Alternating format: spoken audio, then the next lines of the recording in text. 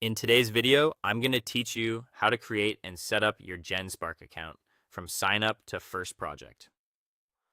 Let's begin by opening the Genspark website in your preferred browser. Any modern browser will work well, and a stable internet connection will make the process smooth. Once the homepage loads, take a moment to let everything finish rendering so you can clearly see the main navigation and call to action buttons. Next, look for the Sign Up or Get Started button. It's usually easy to spot near the top of the page. Click it to move into the account creation flow.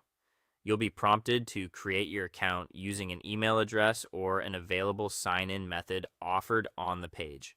If you're using email, enter it carefully and choose a strong password you'll remember. If you prefer a single sign-on option, select the provider you trust and follow the prompts there. Make sure to review any terms or privacy notices that appear before continuing. If Genspark asks you to verify your account, switch to your email inbox and look for a confirmation message from the platform. Open the message and click the verification link to confirm your account.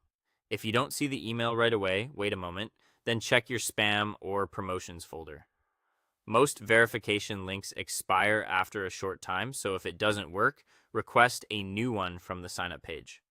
Once verification is complete, log in to Genspark using the method you just set up. You should land on your dashboard or home screen. Take a moment to review the user interface. Look for the main navigation, where you'll typically find access to projects, tools, templates, and settings. You may also see a help or documentation section and your profile menu.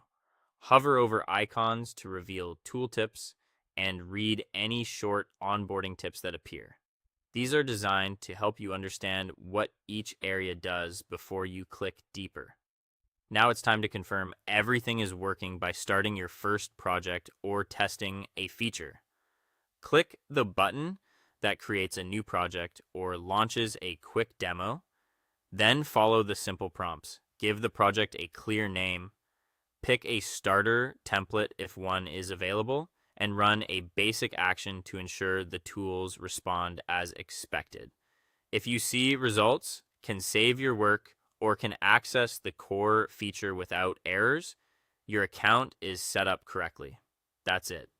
You opened the site, signed up, verified your account, logged in, explored the interface, and kicked off your first project or test. If anything didn't behave as expected, try resending the verification email or visiting the help section for guidance. Happy building!